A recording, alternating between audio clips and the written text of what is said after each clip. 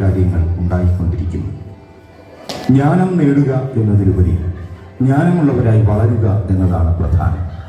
ഞങ്ങൾ അവതരിപ്പിക്കുന്നു മുത്തുകളേക്കാൾ വിലയേറിയ ജ്ഞാനം.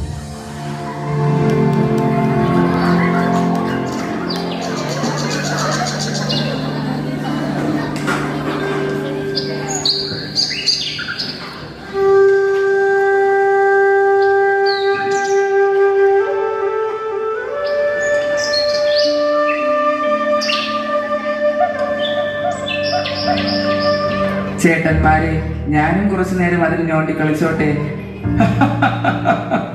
ഞോണ്ടി കളിയോ? ഒന്ന് പോടേ, പോയി തരത്തിന് കളി. ചേട്ടന്മാരെ, ബോറടിക്കുന്നു.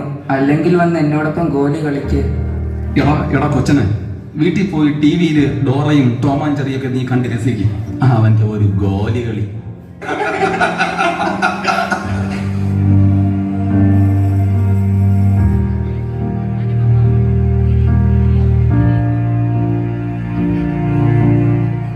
മോനെ, എന്തിനാ ഒറ്റയ്ക്കിരുന്ന് കളിക്കുന്നത്? എന്നെ ആരും കളിക്കാൻ കൂട്ടുന്നില്ല. അത്രേ ഉള്ളൂ. എന്നെ കളിപ്പിക്കോ? ചേട്ടന് ഗോലി കളിക്കാൻ അറിയാം?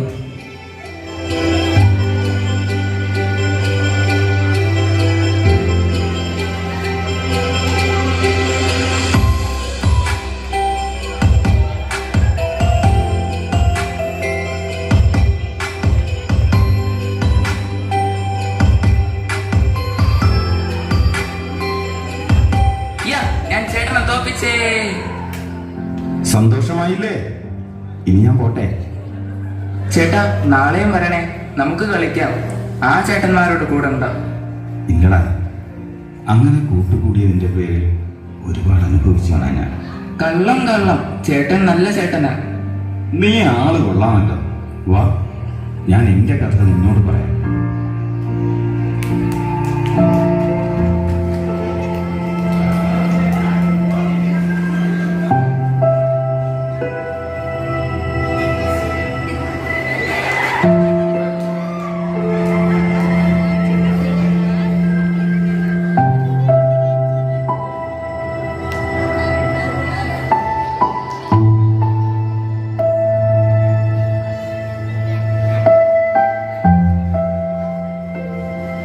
മടിയ മടിയ ഉറുമ്പിന്റെ അടുക്കൽ ചെല്ലുക.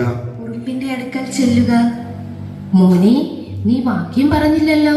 ഉറുമ്പിന്റെ അടുത്ത് ചെന്നാ അത് കടിക്കും. എനിക്ക് പേടിയാ. ബൈബിൾ വാക്യം പഠിക്കുമ്പോഴാണോ കളിക്കുന്നത്? തെറ്റിക്കാതെ ശ്രദ്ധിച്ചു പറയേ. ഉറുമ്പിന്റെ അടുക്കൽ ചെല്ലുക. അതിന്റെ വഴികളെ നോക്കി അതിലെ വഴികളെ നോക്കി ബുദ്ധി പഠിക്കാൻ. ബുദ്ധി പഠിക്കാൻ. ഇനി രണ്ടാളും കാണാതെ പറഞ്ഞേ. ഇനി രണ്ടാളും കാണാതെ പറഞ്ഞേ. അയ്യോ, സൂപ്പർ. മടിയ ഉറുമ്പിന്റെ അടുക്കൽ ചെല്ലുക. അതിന്റെ വഴികളെ നോക്കി ബുദ്ധി പഠിക്കാം.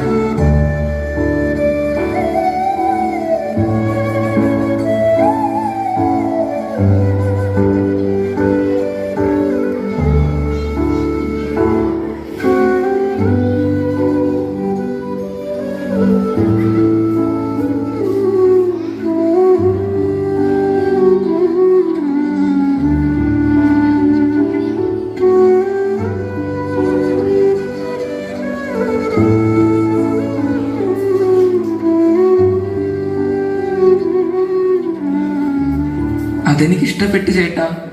ഏതാടാ? ആ ഉറുമ്പിന്റെ കാര്യം. അങ്ങനെ പപ്പയോടും അമ്മയോടും കുഞ്ഞനിയത്തിയോടും ഒപ്പം സ്നേഹിച്ചും കളിച്ചും വളർന്ന ഞാൻ കൂട്ടുകാരുമായി ഇവിടെ വരുമായിരുന്നു. വൈകുന്നേരങ്ങളിൽ ആ പെട്ടിക്കടയുടെ അടുത്ത് ഞങ്ങൾ ഒത്തിരി നേരം ചെലവിട്ടിരുന്നു. അന്നത്തെ പക്വതയില്ലായ്മയാൽ ഒരു രസത്തിന് ചെയ്തു പോയ ഒരു തെറ്റ്, അതെൻ്റെ ജീവിതത്തെ തകർത്ത് കളഞ്ഞു.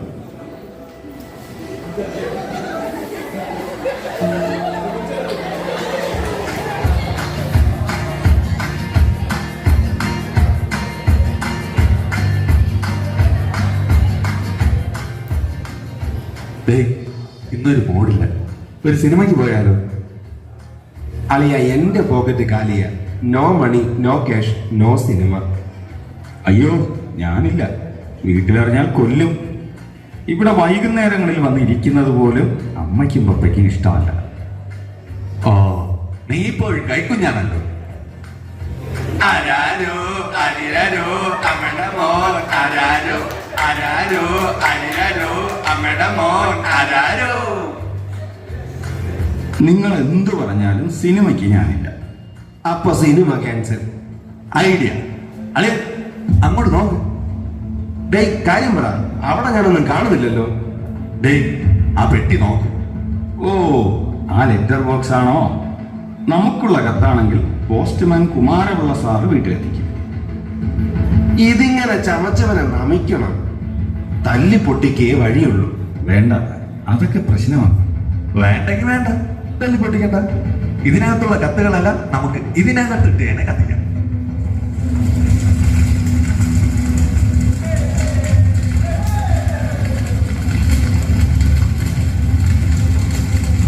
എടാ പിള്ളേരെ, നിനക്കൊക്കെ കേൾപ്പോരും കേൾവിക്കാരുമില്ലേ? എപ്പോ നോക്കിയാലും ഈ കവലയിൽ ചുറ്റി നടക്കലാണല്ലോ പണി. ഓടാപ്പോ, നിന്റെയൊക്കെ മാതാപിതാക്കളെ കാണട്ടെ. പോസ്റ്റ്മാൻ കുമാരപിള്ള സാറിന്റെ കാര്യത്തിൽ ഒരു തീരുമാനമായി. എത്രയോ പേരുടെ ഇന്റർവ്യൂ കാർഡുകൾ തിന്ന പെട്ടി. നമോ ആകം. അകലങ്ങളിലേക്ക് പറക്കാനുള്ള നാട്ടുവിശേഷങ്ങളെ ചാരമായി മാറിയ നിങ്ങൾക്ക് നമോ ആകം.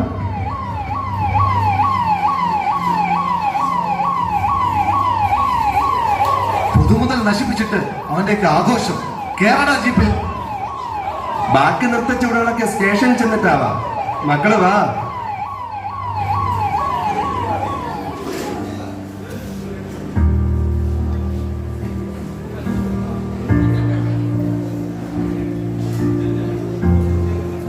അഞ്ചു വർഷത്തെ ജയിൽ ശിക്ഷയാണ് കോടതി ഞങ്ങൾക്ക് വിധിച്ചത്. നാട്ടുകാരുടെ മുന്നിൽ ഞങ്ങൾ കുറ്റവാളികളായി. വീട്ടുകാർക്ക് തീരാ നൊമ്പരമായി. ജീവിതത്തിൽ എവിടെയൊക്കെയോ എത്താമായിരുന്നു. പക്ഷേ ഒരു നിമിഷത്തെ ബുദ്ധിശൂന്യത, വിവേകമില്ലാത്ത പ്രവൃത്തി, വീട്ടുകാരുടെ പ്രാർത്ഥനകളും പ്രയത്നവും കാരണം ഒരു വർഷം കഴിഞ്ഞ് പുറത്തിറങ്ങാനായി. അന്ന് ഞാൻ ഉറപ്പിച്ചതാണ് എന്ത് ചെയ്യുന്നതിന് മുമ്പും 2 വട്ടം ആലോചിക്കുമെന്ന്. ചേട്ടാ, ചേട്ടനാണ് എൻ്റെ ബെസ്റ്റ് ഫ്രണ്ട്. നിന്റെ പ്രായം വരുന്ന കുട്ടികൾ VBSന്റെ പാട്ടുകളും കഥകളുമായി ഞങ്ങളെ കാണാൻ ജയിലിൽ വന്നിട്ടുണ്ടായിരുന്നു. അവരുടെ പാട്ടുകളും കഥകളും എല്ലാം ജ്ഞാനത്തെക്കുറിച്ചുള്ളതായിരുന്നു. അത് എൻ്റെ അറിവില്ലായ്മയെ എനിക്ക് കാട്ടിത്തന്നു. ചേട്ടന്റെ കൂടെ നടന്ന് ഒത്തിരി കാര്യങ്ങൾ പഠിച്ചു. കുഞ്ഞുനാളിൽ പഠിച്ചത് ജീവിതത്തിൽ അനുസരിക്കാൻ കഴിയാതിരുന്നതാണ് എൻ്റെ തെറ്റ്. യേശു വളർന്നതുപോലെ ജ്ഞാനത്തിൽ വളരണമെന്ന് തിരിച്ചറിഞ്ഞ നിമിഷം. പ്രിയമുള്ള കൂട്ടുകാരാ, യഥാർത്ഥ ജ്ഞാനം യേശുവിനെ ശരിയായി അറിയുന്നതാണ്. അറിയാതെ പറ്റിപ്പോയ തെറ്റുകളിൽ നിന്നും വിവേകത്തോടെ തിരിഞ്ഞു നടക്കുന്നതാണ്. ചേട്ടാ, നിങ്ങളുടെ VBSൽ എനിക്കും വരണമെന്നുണ്ട്. വചനം പഠിക്കണമെന്നുമുണ്ട്. യേശുവിനെ അറിയണമെന്നുമുണ്ട്. ഞാനും വന്നോട്ടെ. ദൈവമേ, തലമുറകളെ അങ്ങേയ്ക്കായി നേടാൻ അടിയൻ ഇനിയും കരുത്തേകണേ.